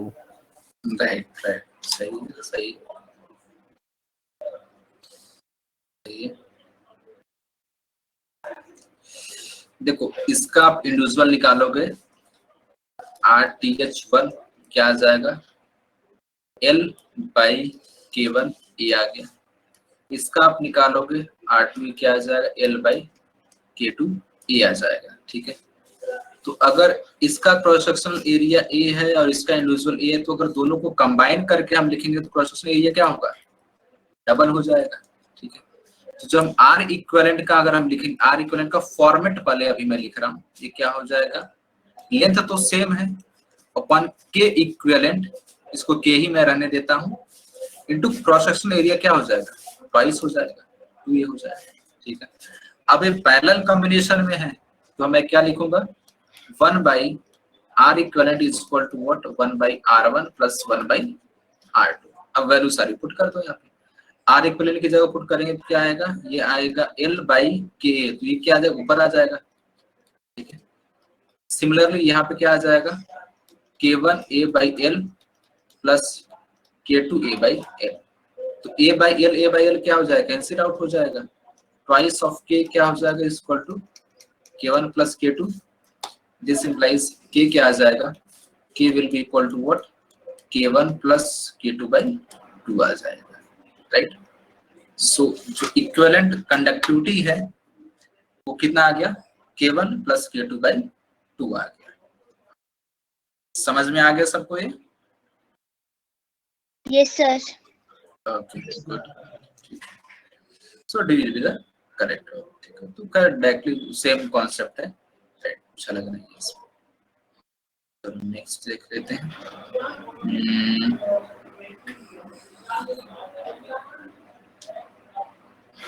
ठीक है ठीक है, ब्लैक बॉडी रेडिएशन का ही है।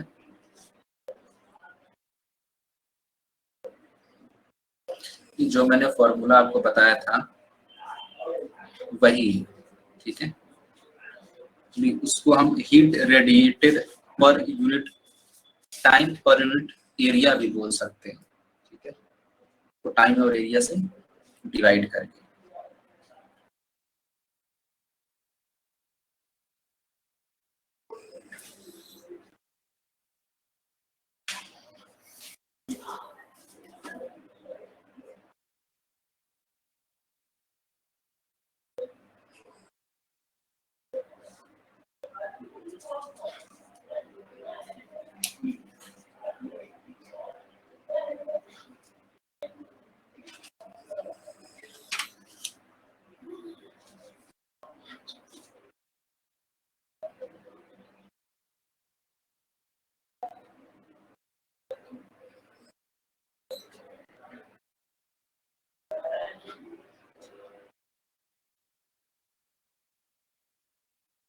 देखो सिंपल जो अभी आपने यूज किया था, energy equal to sigma E8T⁴, इसी को अप्लाई करना है। एक्चुअली इसको आप एनर्जी बोलो या फिर एनर्जी रेडिएटेड पर unit time per unit area बोलो, चीज सेम है। ये इसको ये एनर्जी रेडिएशन ही है बेसिकली, एनर्जी रेडिएशन, जिसको स्टीफन्स लॉ भी हम बोलते हैं, एनर्जी रेडिएशन, राइट, या फिर energy radiated per unit area पर यूनिट टाइम, चीज सेम है, क्योंकि हमें एग्जैक्ट वैल्यू नहीं, हमें एवरेज, एवरेज मतलब हमें रेशियो बताना है बेसिकली, तो रेशियो के लिए कोई दिक्कत नहीं। तो जो एनर्जी रेडिएटेड है, this is proportional to what, T⁴, और temperature should be in kelvin. एक चीज ध्यान रखना, टेम्परेचर डिग्री सेल्सियस में किस में होना चाहिए, it should be Kelvin, right.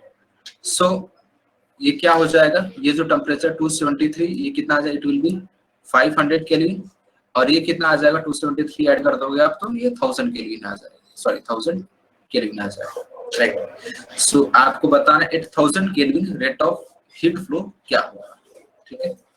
Rate of heat radiation basically क्या होगा, हीट रेडिएशन की हम यहाँ पे बातचीत कर रहे हैं, ठीक है। तो कैसे हम लिख देंगे सिंपली E by E एक दिया हुआ 7 is equal to what, this is 1000 to the power 4 upon 500 to the power 4, right। so ये क्या आ जाएगा, E will be equal to what, 7 into ये इसको कट कर देंगे तो 2 आ जाएगा, 2 to the power 4 क्या आ जाएगा 7 into 60, I think it will come around 112 आ जाएगा ये आपका, ठीक है। तो जो स्टीफन्स लॉ अभी जस्ट हमने डिस्कस किया था, black body heat radiation in black body, उसी पे बेस्ड है ये बेसिकली, कुछ अलग नहीं है, ठीक है। हीट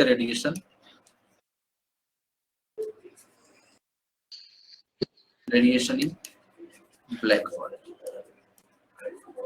इसको क्या बोलते हैं, स्टीफन लॉ बोलते हैं। अभी जस्ट मैंने बताया था आपको। सर इसमें ई को सर क्या बोलते हैं, एक बार बोल देंगे। ई को इमिसिविटी, मैं लिख देता हूँ इसको, ये बोला जाता है, सॉरी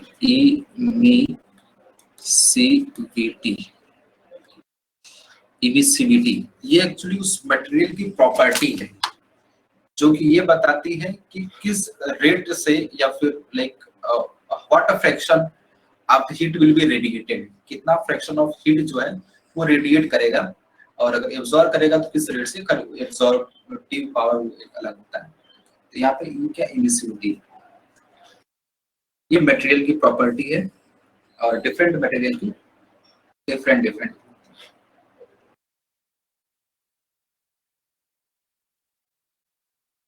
क्लियर है सबको ये? Yes sir. ओके ठीक है बढ़िया है। अभी कितना है 18, एक काम करो, इसमें कुछ नए कॉन्सेप्ट भी है, एक काम करो आप लोग, कुछ क्वेश्चन से इसको आप नोट डाउन कर लो फटाफट, या जो भी स्क्रीनशॉट लेना आपको ले लो, थोड़ा सा हम पढ़ लेते हैं, ठीक है। कुछ चीजें हम पढ़ लेते हैं थर्मोडायनेमिक्स का, एंड नेक्स्ट क्लास में फिर हम बाकी क्वेश्चंस को डिस्कस कर लेंगे और कुछ नई चीजें भी पढ़ लेंगे। फटाफट आप लोग इसको, जो भी आपके पास मोबाइल है, डेस्कटॉप है, पीसी, उससे आप नोट डाउन कर लो, कुछ थ्योरी फटाफट पढ़ लेते हैं। नेक्स्ट क्वेश्चन, नेक्स्ट चलो ठीक है। ये नेक्स्ट क्वेश्चन देखो, ये पीएमटी 2014 में ऑलरेडी पूछा हुआ क्वेश्चन है ये, ठीक है, राइट। जो रेट ऑफ हीट फ्लो उसी पे बेस्ड ये क्वेश्चन है, थोड़ा सा टाइम के टर्म्स में इसको पूछ लिया, बस इसका फॉर्मूला अलग हो जाता है।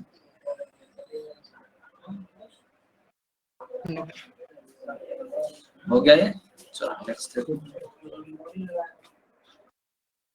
ये भी पीएमटी में पूछा गया क्वेश्चन है, ये तो ऑर्गेन्स डिस्प्लेसमेंट लॉ उस पे बेस्ड है ये क्वेश्चन।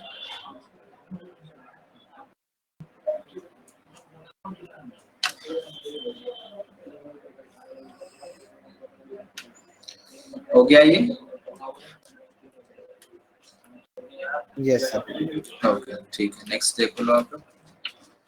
ये सारे क्वेश्चन एक्चुअली प्रीवियस ईयर में पूछा हुआ है, तो इसको डिस्कस करेंगे, छोड़ेंगे नेक्स्ट क्लास में डिस्कस करेंगे, आज थोड़ा सा हम पढ़ लेते हैं। तो जो पीएमटी 2015 में 2 क्वेश्चन पूछा गया है, केवल इसी चैप्टर से, हीट चैप्टर से बन गया।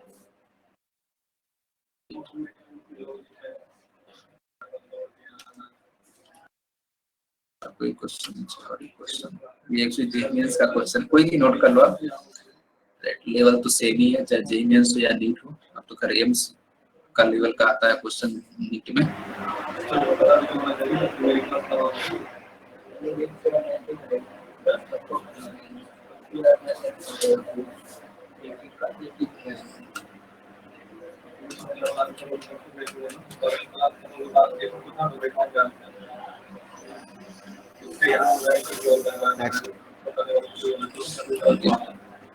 नेक्स्ट तो खत्म हो गया।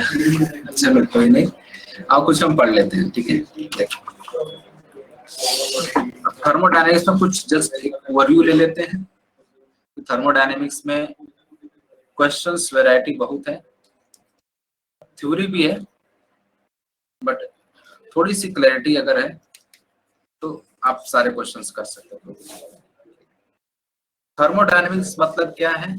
Thermo plus dynamics means when there is a exchange of heat, so what parameters will change. अगर हीट का एक्सचेंज होता है किसी सिस्टम से, बिकॉज ऑफ दैट क्या क्या पैरामीटर्स चेंज होंगे, उसकी जो स्टडी होती है that we call thermodynamics, right. Thermo plus dynamics इस तरीके से इसको डिफाइन किया जाता है। तो कौन कौन से पैरामीटर्स चेंज होते हैं while exchange of heat?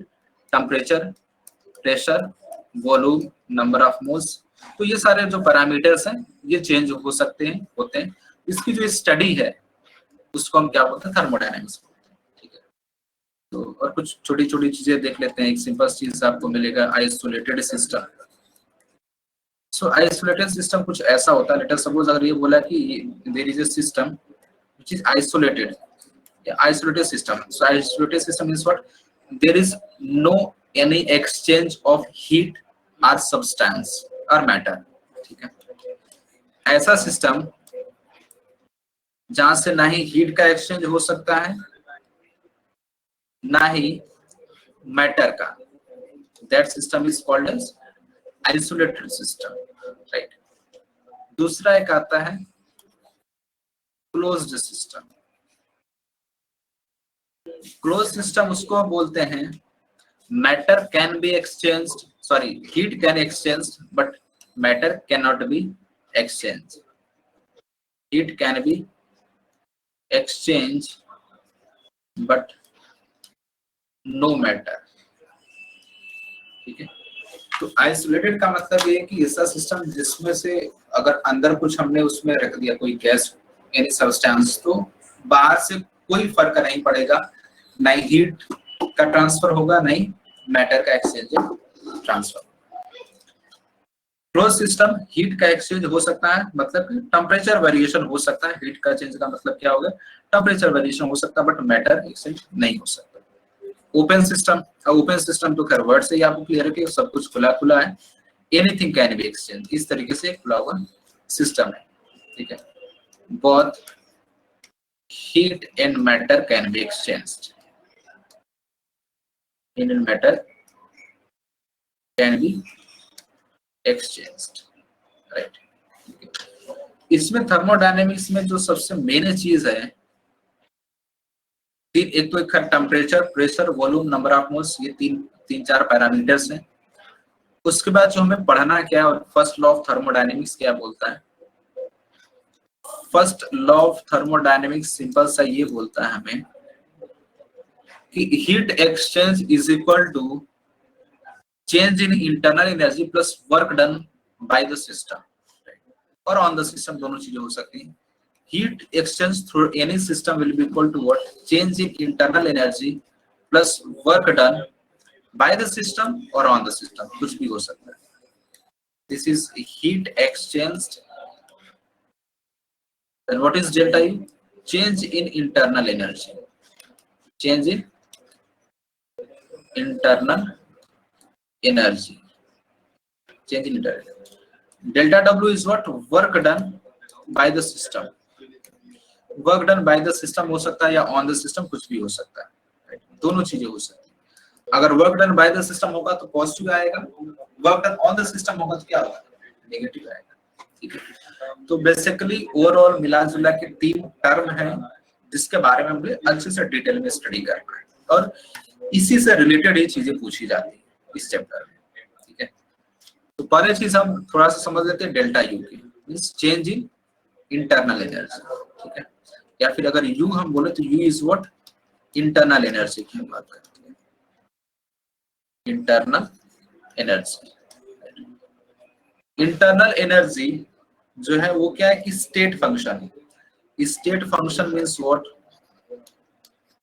It only depends on initial and final position of the process. अगर कोई प्रोसेस हो रहा है, कोई भी प्रोसेस हो सकता है, या कोई पाथ अगर चल रहा है, ट्रेवल कर रहा है, सो उस पाथ के, उस प्रोसेस के केवल इनिशियल और फाइनल पोजीशन पर डिपेंड करता है it does not depends on the through which paths that process अकर, किस प्रोसेस के थ्रू वो इवेंट या जो प्रोसेस हुआ है, ठीक है।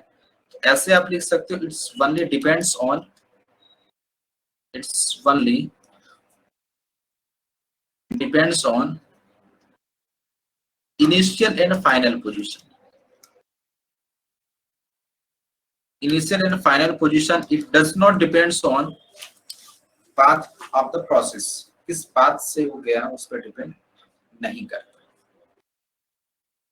Although जो वर्क डन है डेल्टा डब्ल्यू इसको बोल सकते हो या वर्क डन बोल सकते हो, depends on the path, depends on the path, ये पाथ पे डिपेंड करता है, ठीक है। कि टेम्परेचर को कांस्टेंट रख के आप वर्क डन कर रहे हो, वॉल्यूम को कांस्टेंट रख के आप वर्क डन कर रहे हो, प्रेशर को कांस्टेंट रख के आप वर्क डन कर रहे हो, राइट। किस प्रोसेस के थ्रू आप वर्क डन कर रहे हो। So in different processes the work done will be different, हर एक प्रोसेस में वर्क डन क्या होगा, अलग अलग होगा, ठीक है। तो अब इस रिलेशन को देखो, आप जो फर्स्ट ऑफ थर्मोडायनेमिक्स में दिया गया delta Q equal to delta U plus W, right. So delta U तो स्टेट फंक्शन है, बस इस only depends on initial and final position, but work done तो पाथ पे डिपेंडेंट है। तो अगर वर्क डन पाथ पे डिपेंडेंट हो तो इसका मतलब क्या हो गया कि जो Q है delta Q that will also be depends on the path, वो भी क्या करेगा, पाथ पे डिपेंड करेगा, राइट। सो आप एक चीज और लाइन नीचे लिख लो, delta Q also depends on the path to which the process occurs, वो भी किस पे डिपेंड करता है, पाथ पे डिपेंड करता है जिसके थ्रू प्रोसेस हुआ है।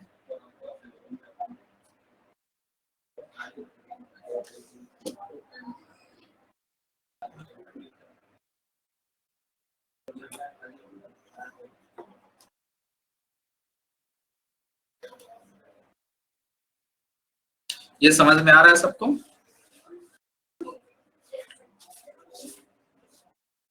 Yes sir. ओके, ठीक है। तो जो डेल्टा यू है मतलब इंटरनल एनर्जी, तो सबसे आसान है निकालना, कोई दिक्कत नहीं है। It's only depends on initial and final position, बाकी प्रोसेस कौन सा उससे हमें मतलब नहीं है, राइट। वर्क डन पाथ पे डिपेंडेंट है, तो होल थर्मोडायनेमिक्स चैप्टर का क्या है, we have to find work done in different processes, right. So different processes में हमें वर्क डन निकालना होता है, वही चीज सीखना है इसमें, राइट। अगर डेल्टा यू आपको कैलकुलेट करना है, इस चेंज इन इंटरनल एनर्जी, सो इसका सिंपल सा फॉर्मूला है F/2 nR delta T, right. F क्या है, F is the degree of freedom, degree of freedom, right. It is the degree of freedom. Degree of freedom का मतलब क्या होता है, कोई बता सकता है? What do you mean by degree of freedom?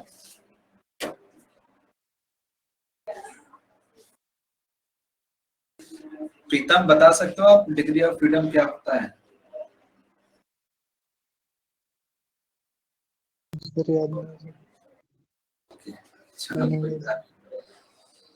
Actually, it is the way through which या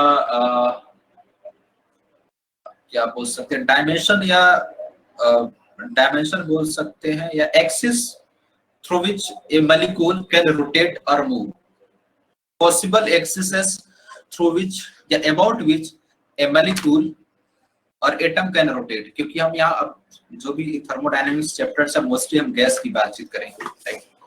सो वो possibilities of motion of a gas molecule, right. जो पॉसिबल वे ऑफ रोटेशन या मूवमेंट हो सकता है उसको क्या बोलते हैं, डिग्री ऑफ फ्रीडम। जो ट्रांसलेशनल मोशन होता है, रोटेशनल मोशन होता है और वाइब्रेशनल मोशन होता है, ठीक है।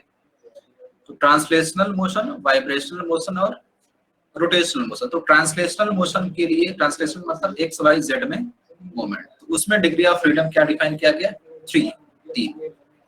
रोटेशनल में कितना डिफाइन किया गया, 2 डिफाइन किया गया, राइट। सॉरी, रोटेशनल में भी 3 डिफाइन किया गया, वाइब्रेशनल में 2 डिफाइन किया गया, राइट। तो इसमें जो टाइप ऑफ गैसेस क्या होती हैं, 3 टाइप्स ऑफ गैसेस होती हैं।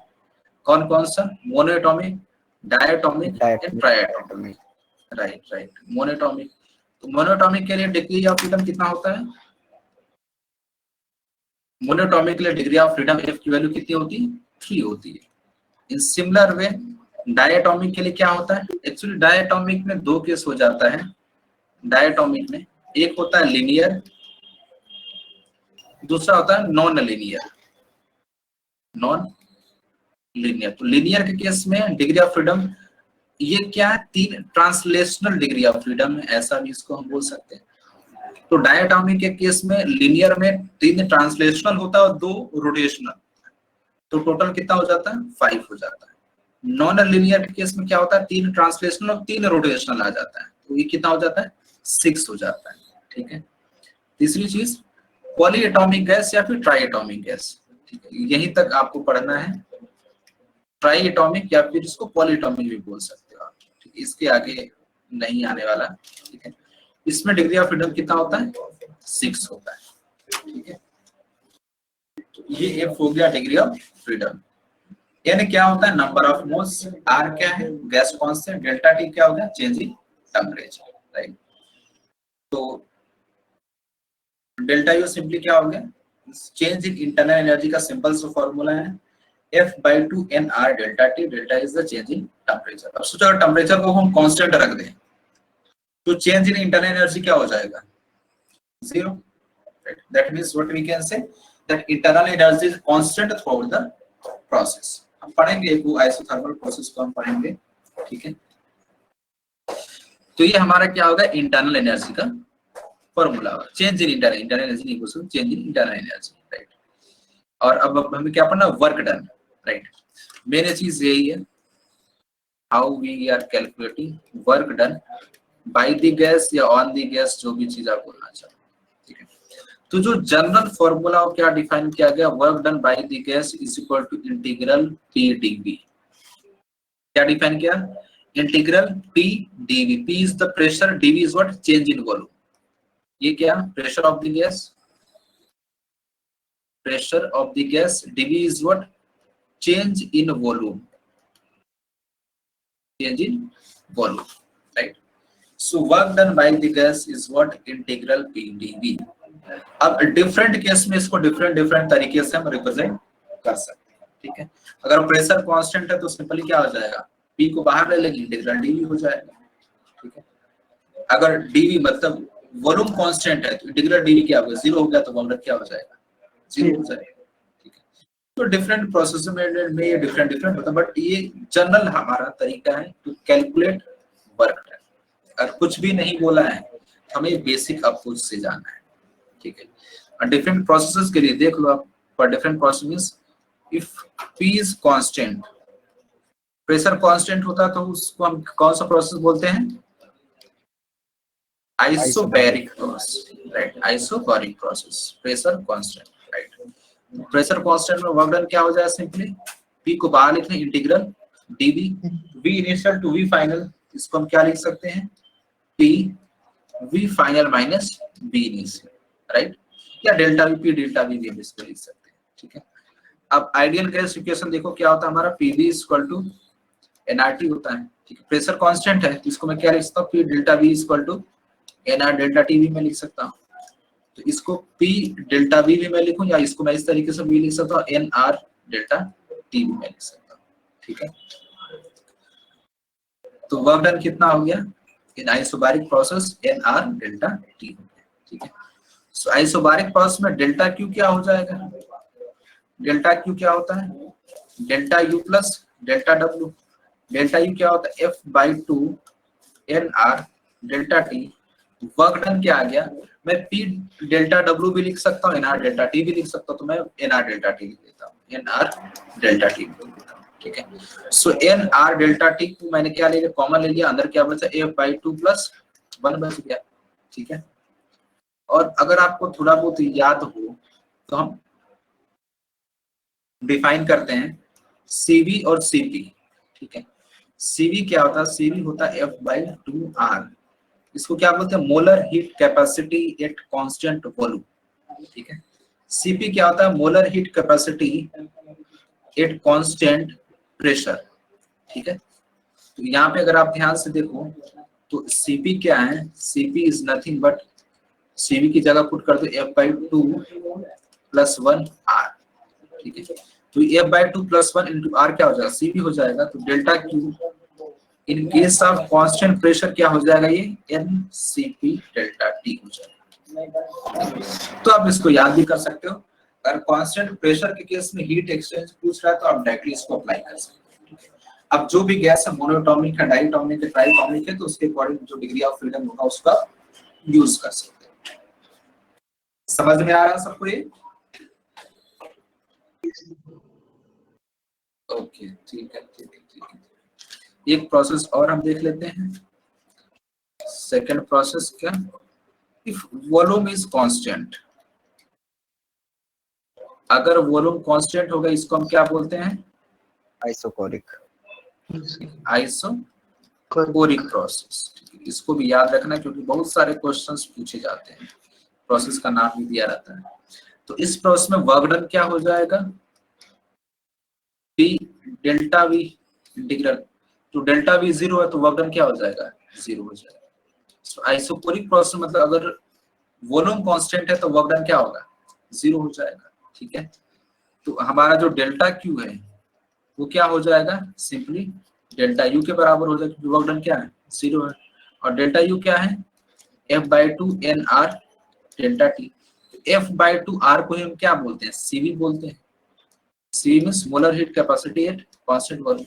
तो delta Q at constant volume क्या हो जाता है, ये NCV डेल्टा T। इसको इस तरीके से, खैर ये जनरल भी हो जाता है, मतलब आप इसको जो डेल्टा U है इसको NCV डेल्टा T भी लिख सकते हो क्योंकि F/2 R इक्वल टू उसके बराबर होता है, तो उसमें कोई दिक्कत नहीं है, ठीक है। वैसे भी आप डायरेक्ट लिख सकते हो। तो कांस्टेंट वॉल्यूम के केस में हमारा डेल्टा Q हीट एक्सचेंज कितना आ गया, NCV डेल्टा T आ गया, ठीक है। उसी तरीके से कांस्टेंट टेम्परेचर आ जाता है, ठीक है। तो एक चीज इसको क्विकली और हम देख लेते हैं। इफ टेम्परेचर इज कांस्टेंट, ठीक है, तो वर्क डन क्या होता है, work done is equal to integral PdV। तो PV is equal to nRT से, PV is equal to nRT जो रिलेशन है, राइट, वहां से हम क्या लिख सकते हैं, इसको P की जगह हम लिख सकते हैं nRT/V, मतलब ये क्या आ जाएगा, nRT/V dV, ठीक है। टेम्परेचर कांस्टेंट है, n number of moles constant, R constant है, तो nRT को मैं बाहर ले लेता हूं, इंटीग्रल dV/V। कर इसको इंटीग्रेट करेंगे V इनिशियल से V फाइनल तक, तो ये हमें क्या मिल जाता है, कुछ लॉग के फॉर्म में मिल जाता है, nRT ln V final by V initial. ये हमारा क्या आता है, वर्क डन का रिलेशन आता है in case of constant volume, sorry in case of constant temperature. अब एक चीज और, टेम्परेचर अगर कांस्टेंट हो तो हम क्या लिख सकते हैं, PV equal to constant, right.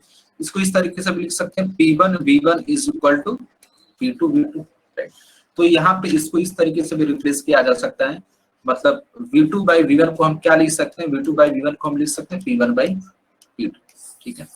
तो यहाँ पे इसको इस तरीके से भी लिख सकते हैं, nRT ln P इनिशियल या फिर P1/P2 भी लिख सकते हैं, कोई दिक्कत नहीं, ये भी एक फॉर्मूला बन जाता है। ये क्या ln मतलब log बेस E है।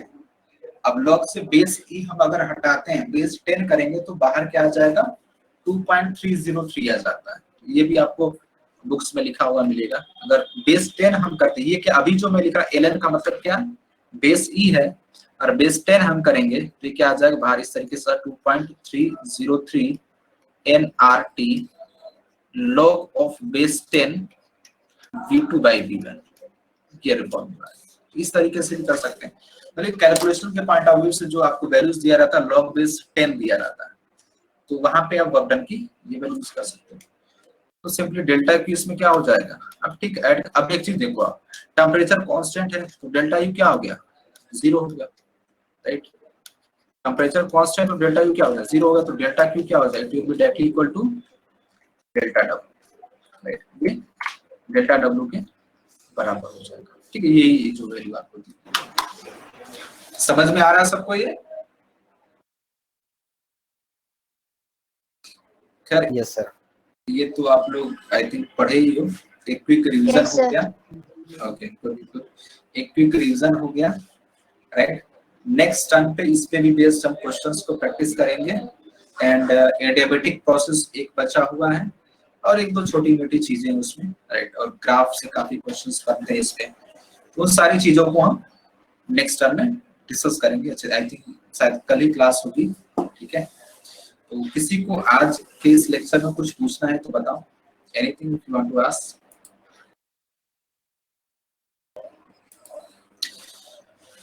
किसी को कुछ पूछना है तो पूछ सकता है, क्योंकि हमारा टाइम हो गया है क्लास को खत्म करने का।